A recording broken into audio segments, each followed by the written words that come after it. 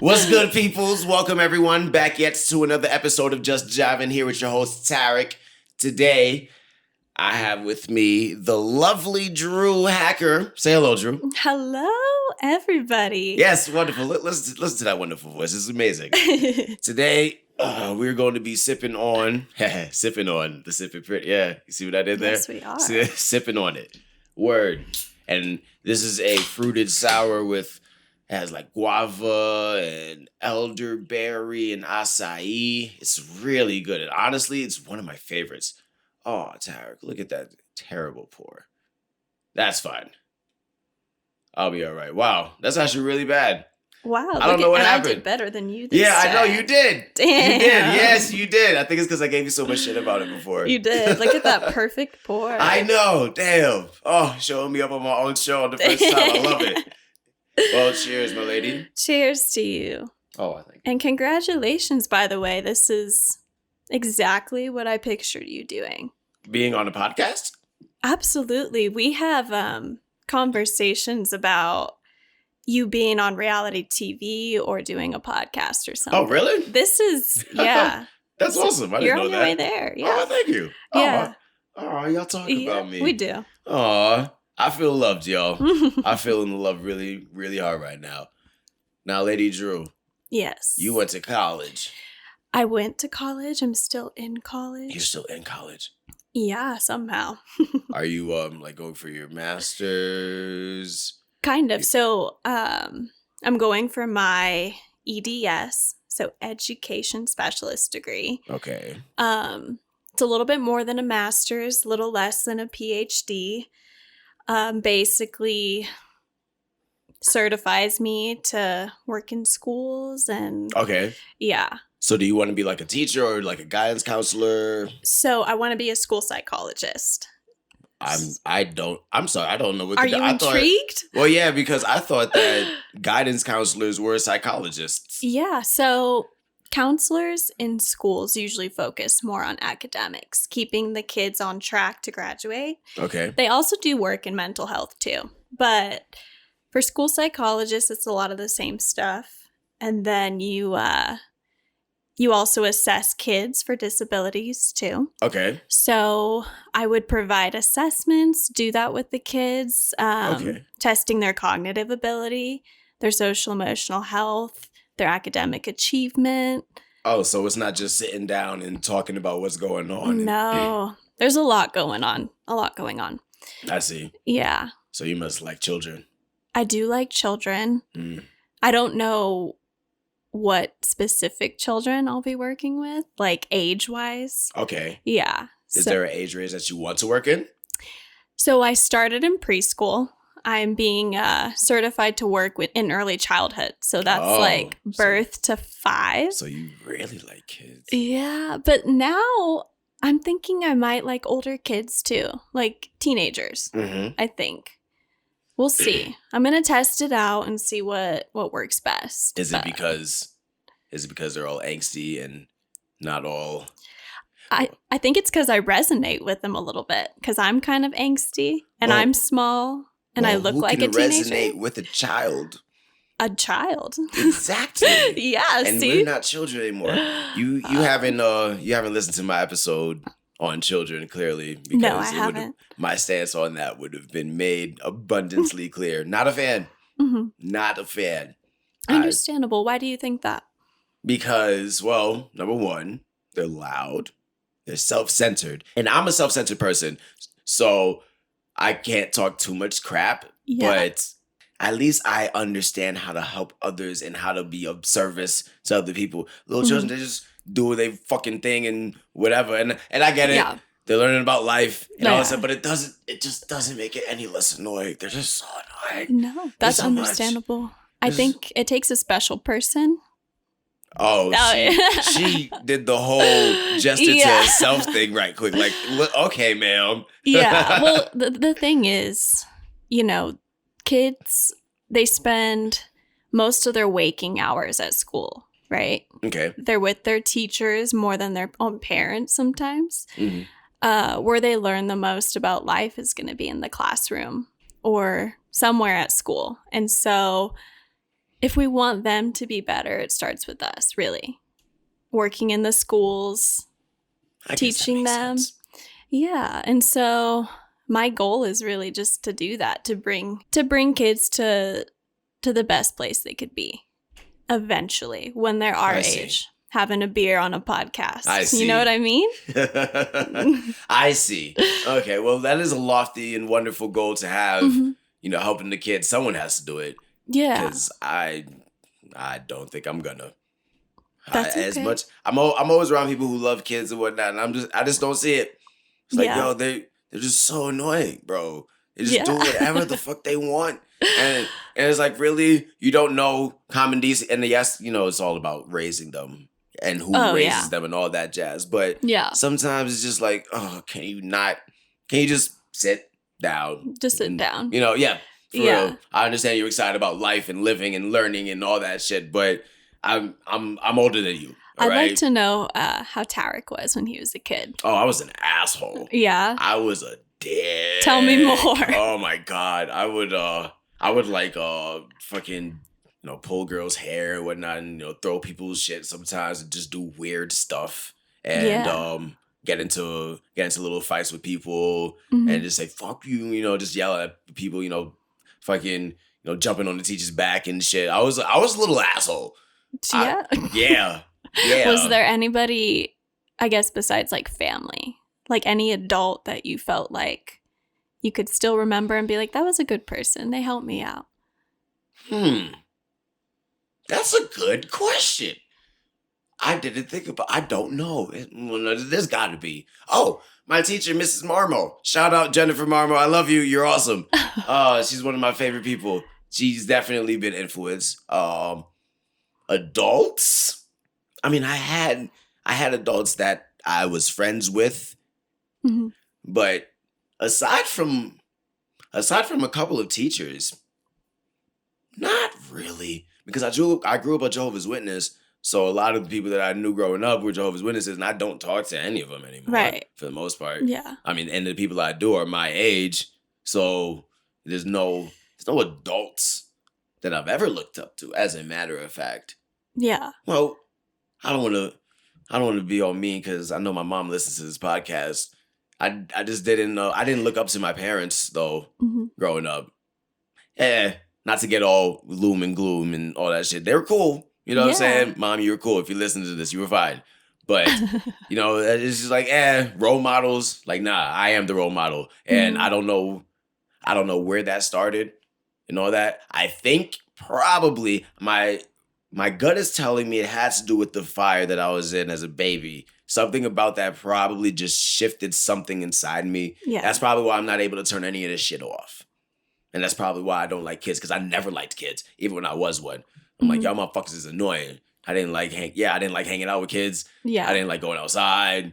I mean, I had friends and I interacted with them, but I preferred to just play my video games and watch my cartoons. Yeah, you were independent. Independent? No. I'd just say I knew what I liked, and I decided to spend all my time doing that. Right. If that makes sense. Yeah. And I think you bring up a good point too, that like parents aren't always going to be not necessarily that this is in your case, but like the trusted adult in a kid's life. Right. So if I could be anything, I would love to just be a trusted adult, somebody that they can look back and be like, she helped me at some point. I see. Yeah. I see. Yeah. I mean, there's nothing wrong with any of that. Helping people at the end of the day should be what we all want to do. Mm-hmm. And I think that that's a more efficient way of going about life. I just don't know if I want to help kids. That's okay. I know it's important, though. I know it's important. Yeah. Oh. Yeah, because you don't want them growing all fucked up. And I mean, I respect people that work with elderly people. Oh, that's another hard That's got to be, it's necessary. Yeah. I don't want to do it. Oh. Do I want to hang out with old people? No. But I also But I think they should be helped by somebody. I'm honestly 100% fine with someone just like once I'm not able to like wipe my own ass and take my own showers, just 2 in the back of the head while I'm sleeping, bing bing. Oh my God. Or you just want to go out like that? Or overdose on heroin or whatever. Because I've always wanted to try heroin, but I'm not going to because I know it might be fun. So I'm just going to wait until I'm about to die. Is that because you're still able to wipe your ass? Yes. Okay. Exactly. So once that goes away, then you can try it. Perfect. Once I'm like no longer useful to society, it's like, all right, my time is done. Right. You know, thank you. Give me a little bit of drugs. Shazing. Boom. Just ready to go at that point. I don't want to fucking take up resources and stuff. I mean, it may not be what I may say this now when I get older. It's like, no, I don't want to die. But it's just like, if I can't do shit for myself, I don't want to. Yeah. I really don't want to. Yeah. I don't want to have someone else relying on someone else that much. It does something for my brain. That's not living for me. If I'm not able to enjoy the things that I enjoy. And it's like, all right, time's done. Yeah. See y'all later. It's been fun. That's interesting. Yeah. I think so. It's kind of sad when you think about it. Like, really? But then it makes perfect sense. It makes perfect sense. She said, you said, damn, bro. That kind of just fucked me up. I mean, yeah. But you're right. At that point, you're not getting the best quality of life. So no. Exactly, but that's a whole tangent. Mm-hmm. I think I try to stay on topic with this, but to be honest, it never fucking happens. No. I don't know if that'll ever be me. I tried so hard. Yo. Yeah. Hey, that's okay. She's giving me the saddest eyes right now. The saddest eyes. Like just speaking of changing topics, this is really random, but have you ever talked about the origin of how you and I know each other? No. Have you talked about your experiences working at Chili's? In the best place? No. In the world? No, I have not. No. You don't want to reflect? No, I on do. The beautiful days spent? Come on. I mean, it was a good 3 years just working. 3 years. But yeah, that's how long I was there. I was there for 5. Oh. Yeah. Weren't you bartending? That's the last thing I was bartending. Were you there towards the end of my days? No. Do you know how it happened? No. Oh, wow. Okay. Well, I mean, this might be okay, so what happened? So did you get fired? I did get fired. Oh, you did? I did get fired. Oh. For attacking a customer.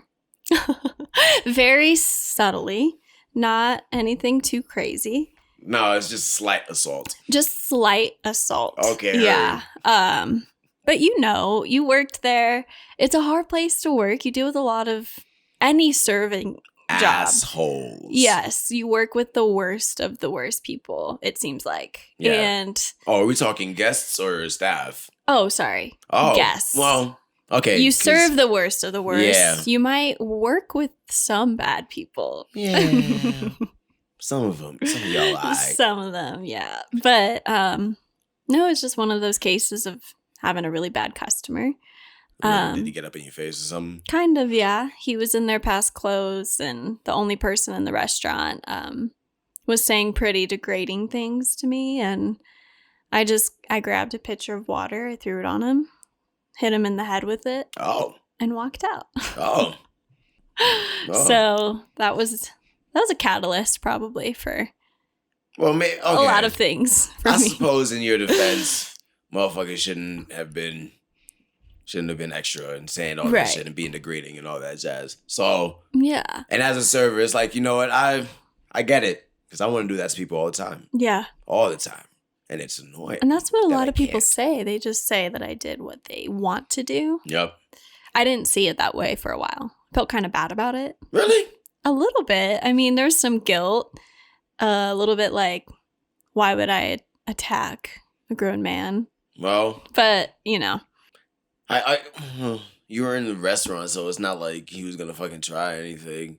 That's true. So that's maybe what gave you the extra little bit of confidence. I just got a little bit of edge. Did you have were you just having a bad day? Was it just like, fuck this job kind of shit? Here's the thing. What he was saying was not even that bad. Oh, really? Like, compared to some of the other things. Well, shit. I know. So, I don't really know what happened, but it was a decision I made. I filled up the pitcher. It wasn't just sitting there. I filled it up because I was like, I have a feeling I'm going to use this. I might just fill this up and pour it on him. So it was conscious. It was a decision. And it was premeditated. Oh. So you just 100% admit that. I fuck with it. Yeah. I'll admit it.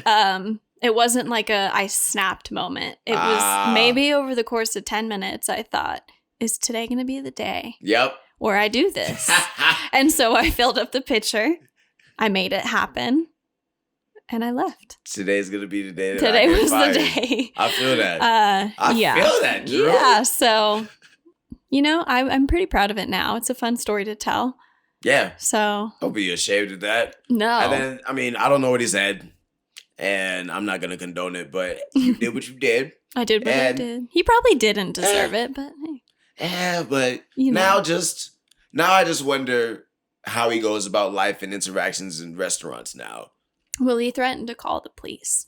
Oh, for some fucking... Mm-hmm. He said that I assaulted him. Son. Yeah. For some fucking... yeah, you did hit him. I did hit him in the head, in the temple. So, but you know what? There's worse things. Yes, there are. Worse things. I had knives in front of me. You could. I had plates. Well, damn, I don't know about stabbing them, though. Yeah, I wouldn't do that. Don't stab anyone. I won't stab anybody. Okay, but, it was an option. It was, An option I didn't take. Yeah, but you said, you know what? You're right, Drew. Mm-hmm. I'm not going to sit here and talk about what you could have done because you already did it. I already did it. Yes, exactly. And it was a good moment for me. Feel proud of it. Almost now a year to the day. Oh, word? Is it like an anniversary kind of thing? You're going to celebrate this every year? Mm-hmm. You totally should. You should make a party of it. Mm-hmm. You should make a get-together. Yes. And invite me to it. Absolutely. Yes. I would be excited. And we'll invite all our server friends and we'll put pictures up of the managers that we don't like and just, start fucking throwing darts at it. Throwing pictures on them. Yeah. Yeah. Yeah.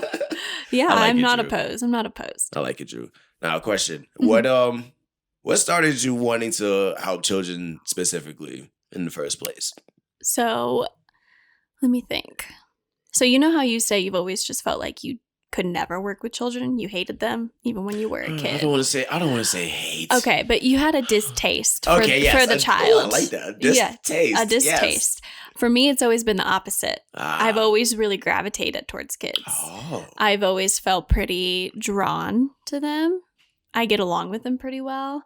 Again, I don't know what that says about me as a person, but I've always gotten along with kids. And right now, I think more than ever, there's such a need for kids to get the help they need. Mm-hmm. When you think about what's happening in the world right now, I mean, everybody blames it on mental health. You know, you have a school shooting or something, people say, that kid's just crazy. He didn't get the help he needs.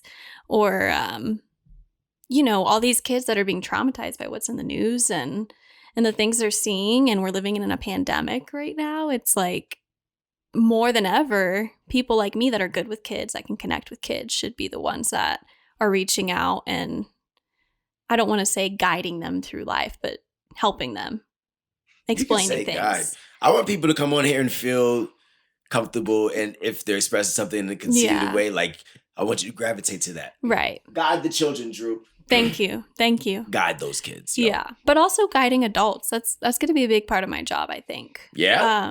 Of course, I think there's a lot of ignorance that's in this world right now, and a lot of people that work in positions of power, the same thing, not just talking like politically or anything, but in schools, if you think of who's in power, you have principals, administration, you have people that are on the board of education for districts. All these people are the ones making decisions that are affecting kids' lives and that are affecting what they learn. And now, if their safety, if they're in school with the pandemic, if they're not in school. Yeah, that's a big thing. And so who's going to talk to them and help them through making these important decisions if you don't have somebody that's willing to create equity for everybody? You know what I mean? Yes, I do. Mm-hmm. You make it sound so important. Well, not in that way. Not like it's not. But it's like, wow, yeah, that's... it makes more sense when having it explained Mhm. by someone who actually enjoys what they do with the Yeah. kids and all that. Well, and it starts with awareness, right? Like me and you sitting across the table from each other. We have similarities. We both like beer. We're both on a Yeah. podcast. We both worked at Chili's, but our experiences don't line up at all. Probably we've had very different upbringings, very different backgrounds. Right. And so me sitting in a position, I go to a private school. I have mostly, white kids in my classes, and I'm being taught by almost all white teachers, professors, right? Mm-hmm. I have to look at myself and say, how are my experiences going to help somebody? My experiences probably won't help a young Black girl that came, from a low income neighborhood, because I can't empathize. I've never been through the things that she's been through. And so for me, it's been a lot of sitting back and educating myself and listening to people. I see. And remembering that where I'm at right now, I go to a private school. What were private schools created for? What were they created for? I don't know. To continue segregation by class and race. I didn't even know that. And so I can say I'm getting this education and that I'm going to be, highly qualified. But if I don't know where I come from and I don't recognize my position of privilege and what my school's history is and what the history of my career is and the populations I'm going to be working with, I'm doing a disservice to everybody, right? So that's a big thing right now that I'm going over in my brain.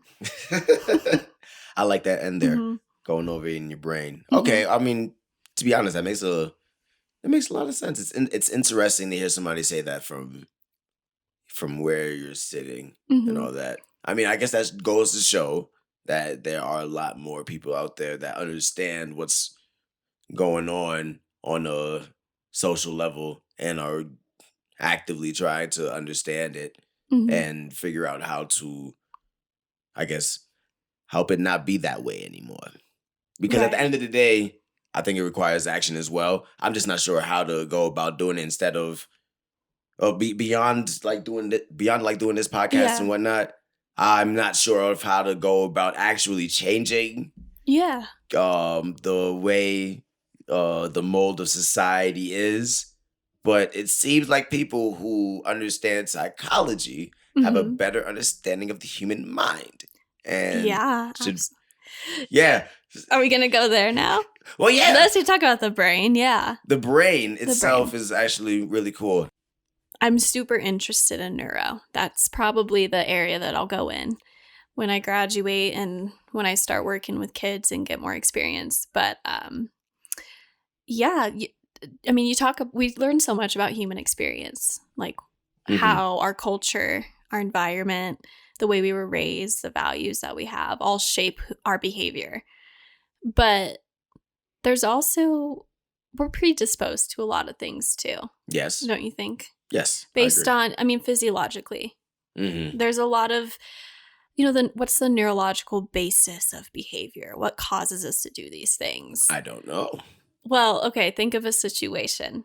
Any situation that I'm in? Situation. I don't know. What's something you go through that's difficult or that... This fucking shit with the podcast every week. Podcast, stressful. Yeah. It's high stress. So, you're sitting here, something goes wrong. Your amygdala is the first guy to know in your brain. It's telling you to stress out. I've been working on that. Right. I've been working on not stressing out about stuff. And even I do the same thing. I'm like, the smallest little thing that could stress me out and just throw me over the edge. Yeah. Yeah. So does having awareness of that problem help mitigate that problem in when you're actually going through it? Like if you know that you're predisposed to stress yourself out over certain situations, does that make it easier for you to not stress yourself out?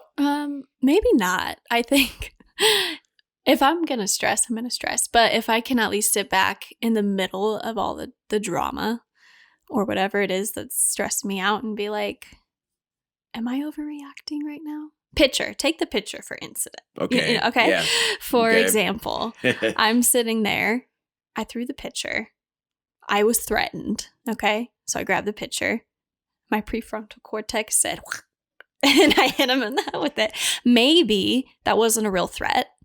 He wasn't really threatening me, but my body was just like, whatever, I did that. I see. And so afterwards, did I like sit and think like, maybe did I overreact on that situation? Yeah. And then that could bring you into a spiral too. I mean, you sit, you think about it for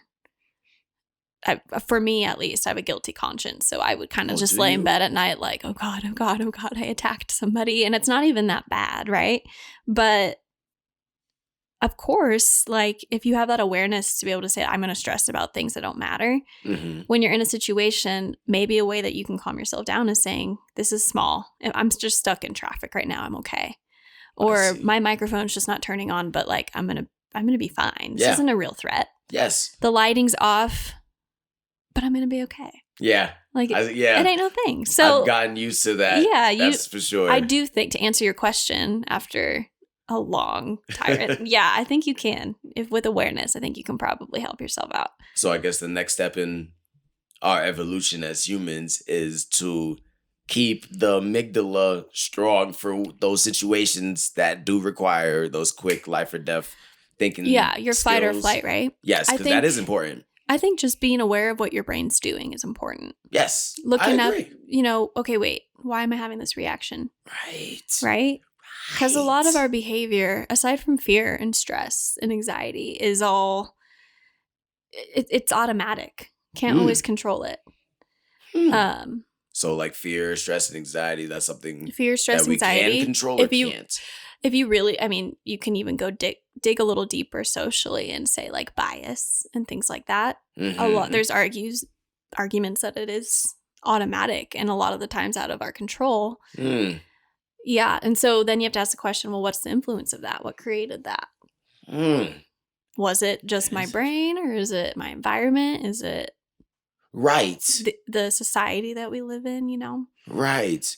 But then I guess it also requires you to then take the action because you can even have that kind of mentality where something might be a little wrong. What's it called? What's the word? Guilt. No, not guilt. Hold up. Let me think about it. Cognitive dissonance or something. Oh, yeah. Yeah, like you can have that going on even if something might be a little off. Yeah. And your brain is like, yeah, I'm not really gonna, you're not gonna break that.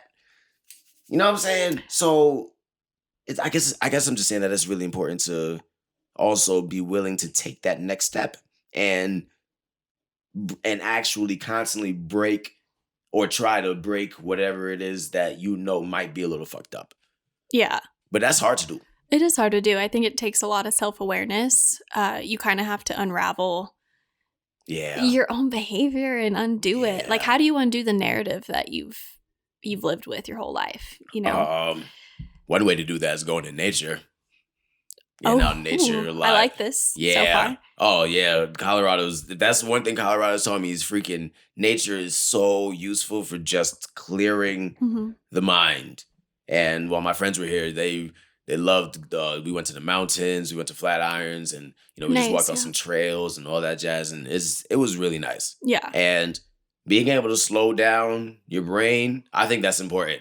And I believe that nature helps you do that. Yeah. Whether you want it to or not. Right. And I actually was doing research on a topic. I believe it was bias. And we were talking about it in class. This is something that thankfully my university really pushes on us to study because we have to be more aware of it. Mm-hmm. But this article I read brought up a good point about how if we just slow down in life, if we just take a beat before saying or doing things, I mean, there's a high possibility that the world would be a completely different place if we didn't act on impulse all the time. But we are such a quick-moving society. We have so much urgency. If you think about it, compared to other parts of the world, like we're always moving. We're always running late to something. Yeah. We're always can't even enjoy what's in front of us now because we're so worried about, well, what am I going to do tomorrow or the next day? What's my end goal? And so you're not wrong about that. Yeah. And so like I had to think, what am I doing? Like, if I'm going to improve myself, not just like from a social perspective, but like if I needed to work on an area of my mindfulness, for instance, a big part of that's going to have to be slowing down. You know, if I want to be better about not stressing out over little things, I need to train myself to take a break, stop, and be like, what's the issue at hand right now? And is it really worth the reaction I'm about to give out? And can you imagine how different society would be if everybody did that, if people in power did that? I feel that. You know what I mean? Yeah. So y'all all could always do what I did and just move somewhere where you don't know anyone. Right. All across either the world or the country, and then just go from there. Tell me more about that. I've always wondered, you know, if I'd ever be able to do that. And I mean, you can I don't want to say you can if you want to, because it makes it sound like it's easier than it is. But I also don't want to make it sound like it's something hard. It's something new and unknown. So it's definitely a big step. But I think it's possible. I think anyone can do it. Yeah. Honestly. Do you feel like you're where you should be? Yeah. Yeah. I like Colorado. More so than New York? Do you think you'll ever go back? Oh, fuck yeah. Really? Yeah. I mean, I grew up there and I eliminate love it. like pandemic. Oh, right. Okay. Like, so if I had a choice to live between the two. Sure. Now, like, where do you see your life going? Oh, Colorado. Really? Because I can snowboard here now. And I discovered, I don't want to say something like I discovered God, but it's discovered something. Oh, man. It's done something for my soul. Did you discover her? How was she? Oh, well, I didn't. My friends actually. Yeah. My friends were the ones who got me to want to go snowboarding in the first place. And we were watching all these videos and I got super drunk. And I'm like, okay, Tarek, if we're still wanting to snowboard in like 5 days, then we're going to get everything we need to start snowboarding. And I felt in 5 days. I've never been snowboarding. You've never been snowboarding? Not even skiing. Oh. I've been on a tube and on a sled. Oh. I know. I mean. I know. It's not because I don't want to. It's just, I don't know how. And so most people that know how don't want to go with somebody that doesn't know how. Why is that? I've gone because we're always in a hurry to do things. We don't have time to wait for our friends, especially our incompetent ones. So we have to get down the mountain. We don't have time for her up there that's learning. So I mean, but the goal is to get more people to want to snowboard at the end of the day. And you can't do that if you're constantly trying to have them fucking do it by themselves. Now, I would have no problem with that because I love learning shit on my own. Yeah, but I wouldn't mind learning. Right? I just, it's a scary thing to do on your own, I guess. Nobody goes with you. Not if you go on greens. Well, I'll go. I'll go with you. Okay. But if you go on greens, you start off on the nice, easy stuff and you learn the basics of it. Yeah. Because it's just a few different techniques that you need to get a master of learning how to maneuver all at once. Mm-hmm. That's the only reason why snowboarding is like a little harder to learn initially. But once you get that curve up and you understand the basics of it, you just fuck. Yeah. You know what I'm saying? It sounds like a skill, like a real skill. It's so much fun. Oh, it sounds fun. It's expensive, but it's fun. Yeah, it's worth it. Yes. Are there any skills right now that you're trying to acquire? Oh, gosh. That you want to? Oh, Lord. Besides being a podcast legend. Oh, a podcast legend. Oh, you stop it. I might put that in my sample. I'm trying to make a theme song. I might put that podcast legend. Okay. Podcast legend. But yeah, I'm trying to learn Photoshop. I'm trying to learn After Effects. I'm just trying to learn the basics of filming and composition in general. Also trying to learn how to time manage because that's been a fucking thing. I told you earlier that I cook freaking everything from scratch just because I'm extra and I don't like fast food. And since I've been doing all that for so long, fast food kind of fucks in my stomach. So you've been doing that forever. Yeah. Since I was working at Chili's. Well, we were some of the first to try your creations. Yeah. I remember that. Never forget, you made this bread that you dip in some butter. It's like honey butter. Oh. Was it challah? I think you made challah. It was, and you dip it in honey butter. I don't know what I made, but I remember bringing honey butter I remember that. We were dipping everything in that. I had like a celery stick in the honey bun. It was so good. I'm glad. Yeah, it was good. But then again, servers eat fucking anything. I'm telling you. Well, yeah, that's especially true. at work. Yeah. Yeah, absolutely. Those were the days. Yes, it was fun. Sometimes I'm like, I wish I could go back just for like a real good shift with all my favorite people there. Yeah, just one with the good best shift. managers there, the best people there, and then like good tables. Just to say I did. I agree. Yeah. I agree with that. But I still don't want to go back. As a matter of fact, the only reason why I'm going so hard with all this extra stuff is because I don't want to serve anymore. I'm fucking done. I don't want to do it. I liked it for maybe like a year or so. It's a good way to, I guess, socialize, to talk to people. Right.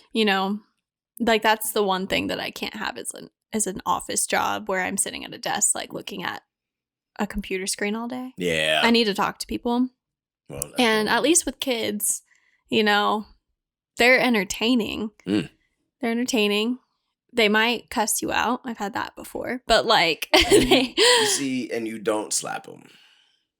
No, I don't slap them. In fact, they slap me. Oh. I've had that happen. But like... Oh, you see, I lose my job the first day.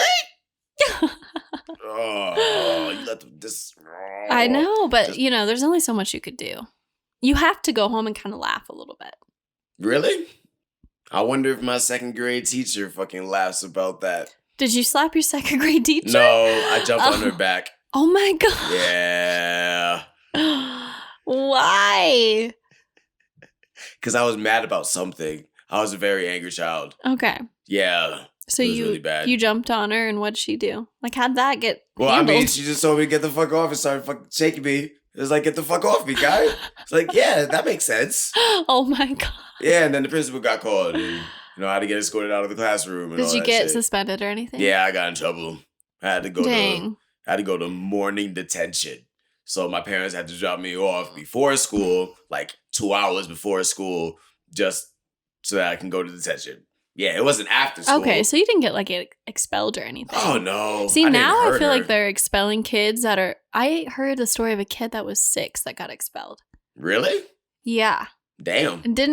And you would think he brought a weapon to school or something. Nothing like that. What did he do? It was just one of those like fights type. I mean, nothing serious. With another kid? I don't know the exact story, but I think it was around other teachers and adults. Oh, well, so, I mean, if you're an adult fighting a kid, you're not going to lose. Right. So. Right. And I mean, I've heard from kids themselves say like, oh, I'll go get suspended. I don't want to be here anyways. That's the goal. Yeah. Why punish me by taking me out of school? That does kind of suck. I didn't want to be in school, but I still did it. But that's what kids want. They don't want to be in school. They get taken out, and then they're like, I got suspended. I'm here. I'm at home. Boring. This is awesome. It's so boring. I know. Bro. Like, fucking I only enjoyed a couple classes in a day, and fuck math. God damn it, I hate math. I hate math, me too, bro. Me too. Oh, I never want to do math again. But yeah. Whatever. I never want to do math. I'm pretty sure the only reason why I passed college algebra was because my professor liked me. It was his first year. I think he felt bad for me. And I was just kind of like, I showed up for every single class. And I was a freshman in college, so like I didn't have to, but I did. And I did all the homework assignments, and I failed every single test. And I don't mean just like I got a D. I got like 40% on my tests. Oh, that sounds like me in high school. Right. And so I showed up the last day for finals, and he was like, you need a 70% to pass this class. And I was like, great. No way. I did not get a 70%, but he curved it. And so I passed the test with a 70.3%. That's awesome. But my real score was like a 56. And so he curved it. And I think it's just because he's like, this poor girl, she's here every day. And it's just not clicking. Yeah. That's how I feel. There's certain things that just don't click for me. That's exactly what happened to me in high school. Yeah. I did the same thing. I got tutored. I went to after school shit. I was asking the teacher questions. And I just couldn't pass a fucking test at all. Yeah. And for some reason, My teacher was like, yo, I'll just give you a fucking 65 and you be out. I'm like, oh, word? I know. Because I didn't pass literally anything for my whole 2 years. Actually, I passed maybe like 3 tests. You just have to make like eye contact and say, you realize if you fail me, you get me another year. Or you're going to get me another time. Well, my teachers like me. I know. I can imagine. I can imagine you were a favorite. Yeah, there's this one music teacher that I had named Dr. Warby. I miss her. She was really awesome. Good. Another adult. Yes. That you remember, see? Oh, there we go. There's something. That's the goal. We just need to have more people that kids remember and they can say, they helped me. Or I liked them at least. Yeah. Yeah. It gives you an idea of what kind of adult you'd like to be, at least. I agree with that. I guess it is important to have role models. You've given me a lot to think about here today, Drew. You have. That's my goal. Yeah? That was my goal. Excellent. Because that's the goal with this podcast. To inspire thought via entertaining personalities and conversation. Yeah. I can dig it. Yeah. But you know what? This is a great point to end this conversation. And I'm finally doing an outro, y'all. You see? I'm doing it. I'm getting better. We will see y'all here next time. Drew, I'd love to have you on again. This has been fantastic. So fun. Wonderful. I'm glad you loosened up and everything. I did loosen up. Wonderful. I told you I'd be fine. Yes. It just took a minute. You're a natural, Drew. Thanks. I like it. Absolutely. Thanks. We'll see y'all next time. Let me be clear, and I can't stress this enough, y'all. You giving me the time of day to listen to me bullshit and just act a fool means more than words can ever describe. I truly appreciate it. So thank you. If y'all got a topic you think I might be able to ramble on about, feel free to send it to justjivinpodcast@gmail.com. If you want to see anything else I'm up to, follow the Instagram at Tarik416. That's TARIK 416. And I'll see y'all beautiful motherfuckers here next Thursday for another episode of Just Jivin'.